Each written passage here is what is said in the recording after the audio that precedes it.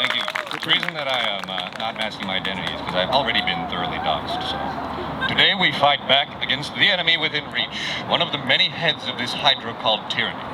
We cannot stand by as these low-brow thugs monger fear within our community. We cannot allow them to abduct our friends and neighbors, our fellow workers. We cannot allow these fascists to expand the state's ever-growing normalization of extrajudicial brutality. We cannot allow them to operate out of sight and out of mind. We cannot allow anyone to continue life as normal. But we must always remember our true enemy. The heart of this hydra, the common enemy, is and has always been the economic elite, the ultra-rich. It is the very existence of any ruling class and the socio-economic institutions constructed to sustain them. It is the lie that we have ever had any other enemy at all.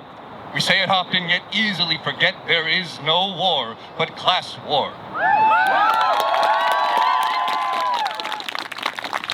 We cannot continue to pretend that there is any meaningful difference between economic power and political power. We cannot continue to ignore the obvious centralization of power made inevitable by the simple fact of allowing the wealth of the nation and of our planet to be privately owned and exploited.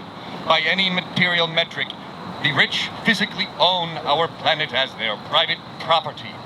We cannot allow them to gaslight us into believing that we have no choice but to sell to them the very hours of our lives as a mere commodity for them to own.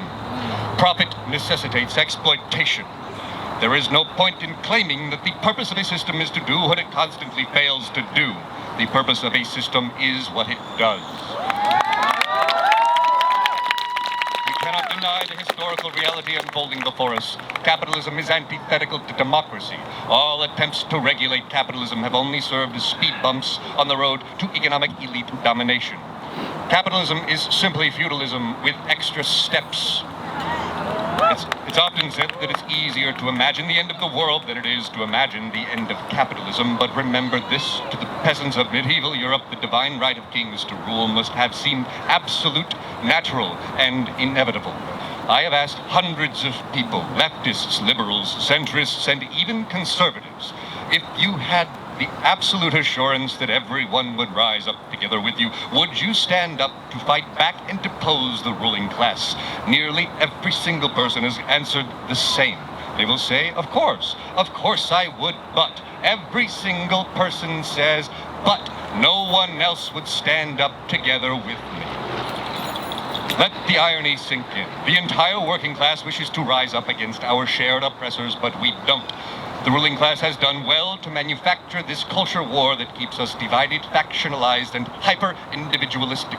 The working class does not lack awareness of our common enemy. We do not lack conviction. What we lack is trust. We lack hope, the belief that risking our lives is worth it. But we cannot afford to waste time. We only have 30 to 50 years until total global ecological collapse. You must spread class consciousness yourself through simple word of mouth. Tell everyone. Don't stop talking about it. Normalize it at every workplace, every dinner table, every bus stop. Make it known to everyone that we are already united. We simply must, all of us, physically and literally say to every single person we meet or know, will you rise up? You must always bear in mind that direct action is not a place you go. It is not merely a rally nor a protest. Direct action is a decision you make every moment of every day to live and breathe for the revolution. This is our only hope for victory and for survival. The most effective direct action you can take is and will always be to simply talk to people. Normalize radical, anti-capitalist sentiments. Convince others to do the same. To spread the word. Ideas hold more power than any organization or any protest. Every single day you must work to spread dissent like a virus. Do not allow anyone to forget the urgency of the existential threat of capitalism. Do not allow anyone to carry on as normal. Direct their indignance towards the ruling class. Spread the word. Set factionalism aside. Focus on the common cause. The common enemy known by all leftists and felt even by working class liberals and conservatives. We cannot win this fight without their conversion. They are far easier to convert than you might believe.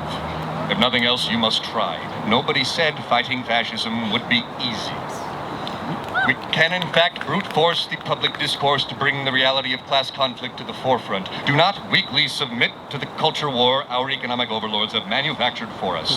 Fight back in the most effective way possible. Spread the word, spread dissent, spread active participation through simple and infectious conversation.